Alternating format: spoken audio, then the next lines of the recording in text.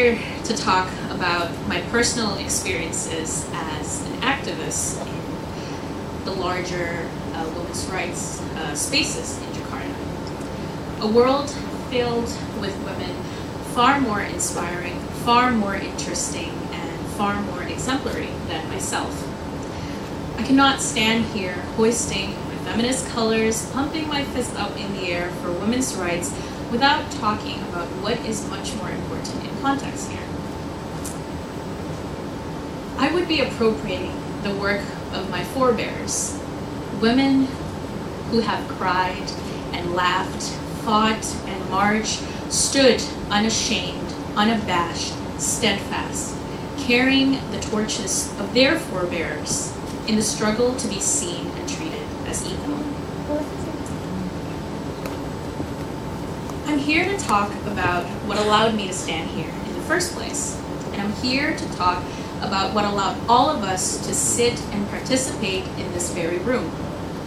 To skim through a catalog of case studies, experiences, any sort of stimuli, to be inspired to do things that we are all already able to do in the first place, simply for having what we already have. And I'm here to talk about privilege.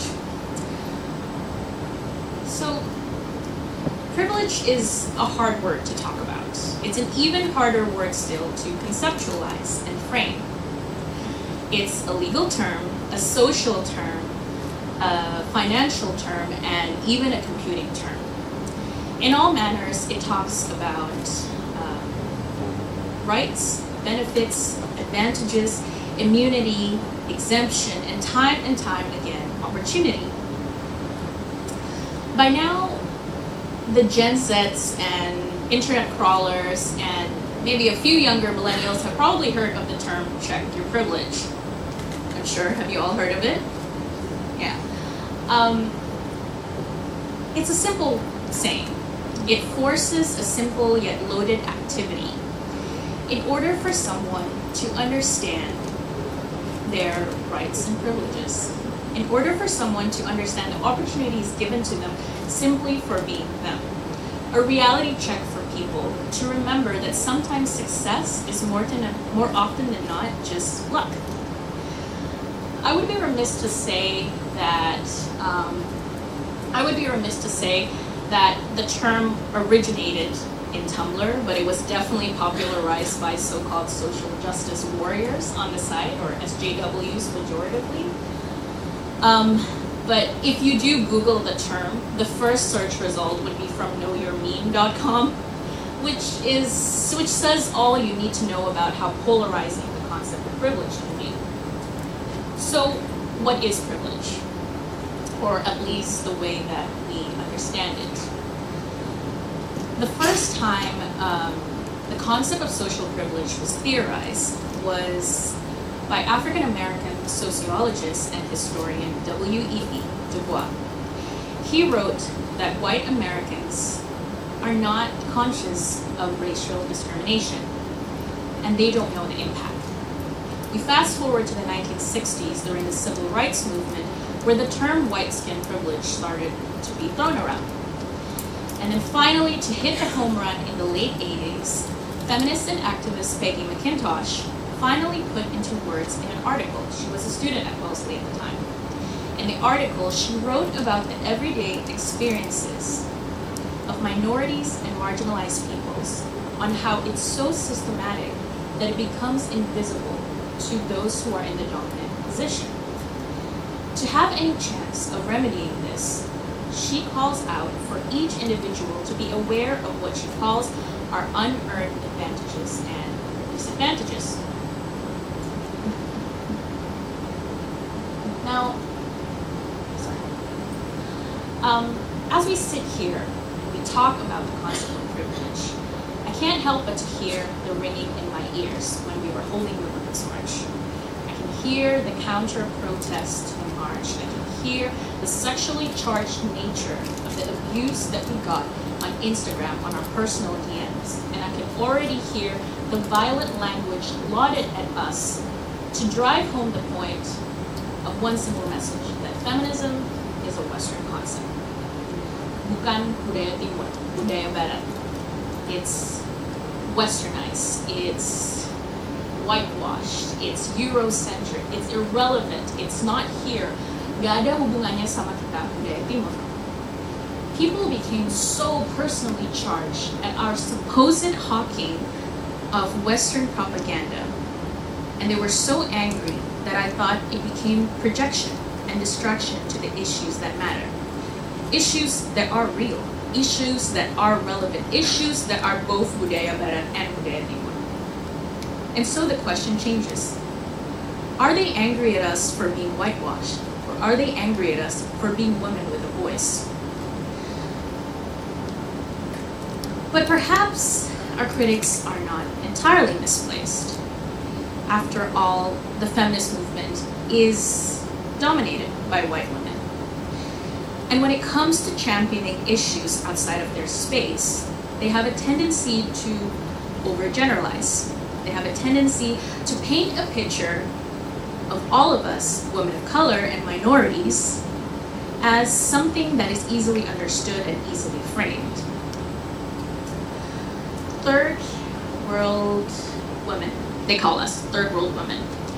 Women who sit outside of the fences of the Western and first world sphere.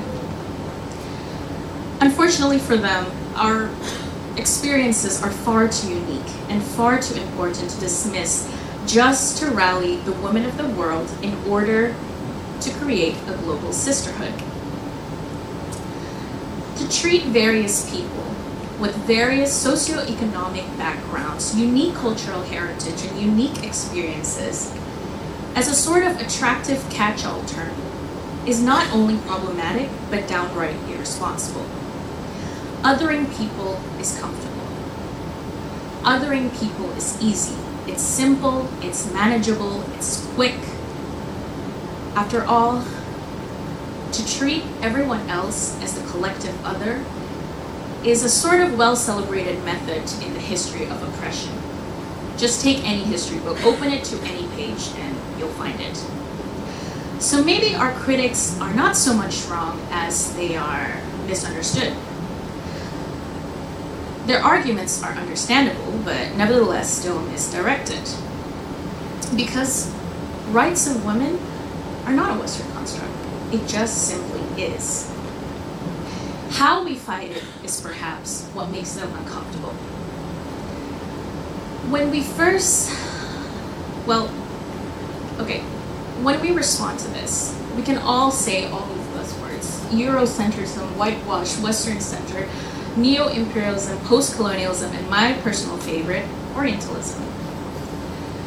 So, when we first held the Women's March in 2017, we also asked ourselves, how do we define ourselves in the larger context of women's rights activism?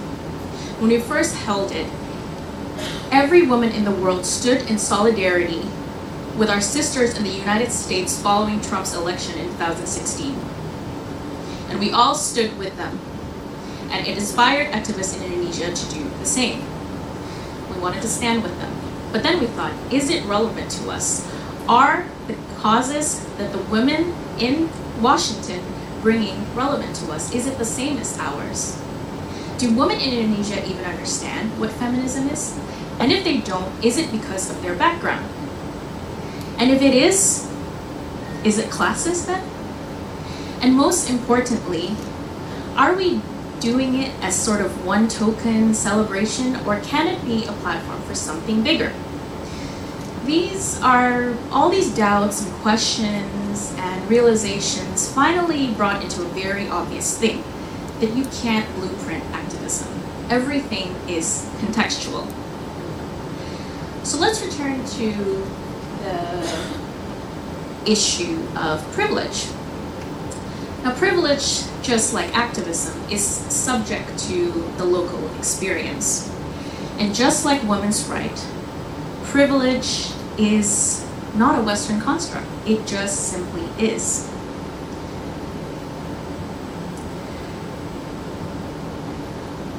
So definitions of privilege is subject to local experiences. So what we have to ask is, Even though the concepts that is outlined by Du Bois and McIntosh may not be wholly relatable, we can definitely start it as a starting point to create our own list. So I've set up a questionnaire here that you can all ask yourselves and reflect on. Things that are completely simple. Do you go to private school? Do you holiday more than once a year? Can you buy a new phone just because you want it to? Is going to uni abroad totally a given? Do you have a driver? Do you wash your own clothes? Do you make your own bed? Do you think twice about dining out? Do you speak English proficiently? And if you do you speak it with your parents? And if you answer yes to any of this, then congratulations, you are privileged, and you need to keep reminding yourself about it. So now that we've talked about privilege and activism as separate beings, let's bring it home together.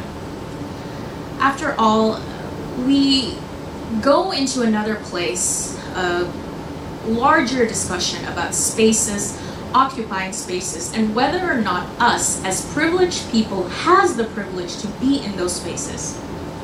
After all, are we not fighting against the very system that allowed us to be privileged, to live a comfortable life? Can we as privileged people understand what is being fought for?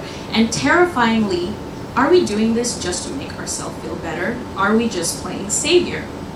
After all, I, a privileged person, calling myself an activist is akin to a multinational company and their CSR program, to offset their guilt, to offset their everyday destructive being. So even amongst Women's March organizers and the larger Jakarta feminist group, we still ask these questions. We are urban, we're mostly middle and upper class, we speak English, we're university educated, and we are quite traveled.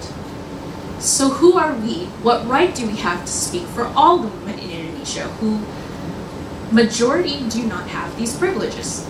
And these are questions that we continue to ask ourselves, and we will never stop asking ourselves because it is a part of our activism.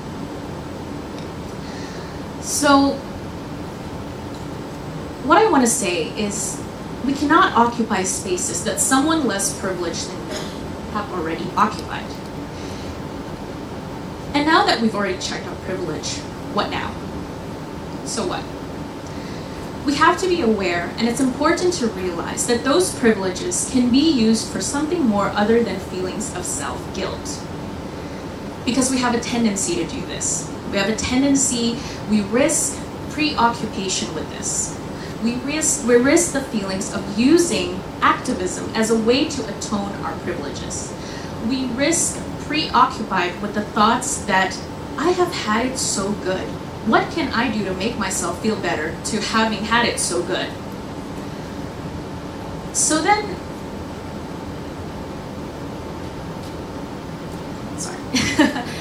then, we return again to the issue about genuine activism and why we do it. And then we talk about being an ally, not a shepherd. Because us being in a privileged position, me, myself, it would be negligent of me to put myself amongst the ranks of these women who have trudged on, fighting for women's rights day in and day out, tirelessly advocating and championing women's rights, while my privilege has gotten me this far with far too much ease. So how do I support them as a privileged person? I want to be able to support them without appropriating their work. I want to be able to appreciate them without feeling like I know better because I'm educated or something. So we need to be an ally. We don't need to be a shepherd. We can't play savior. And even though treating it like this is something that is kind of usual, and perhaps people practicing it is well-intentioned in nature. Take the Western feminists that I was talking about, who wanted to rally everyone and sympathize with women around the globe. Take the university gap year student who go to a remote place to teach English, or about any advertisement that you see of a malnourished African children needing their 60 cents. They're there, this is us, that's them, this is us. And so how do we remedy this? How can I, as a person, a privileged person, understand what is being fought for? And the only way that we can do this is to use our privilege in a way to become a support system for them. So, seriously, it's really not about you. It's about the people who fight day in and day out. It's not about us feeling better about ourselves. You need to be genuine and don't be pressured, and you need to be genuine about your activism. Whatever cause we choose, we need to be genuine. Because my privilege has gotten me this far. And I have to remind myself that it is my privilege that allowed me to be amongst these women easily. And I have to keep reminding myself of that every day. And what do I do to understand my ease? I can use that ease, and I can share that ease, and craft it to become a support system for whatever cause we choose. Because at the end of the day, we have rendered the right null and void the moment we check our privilege. Thank you.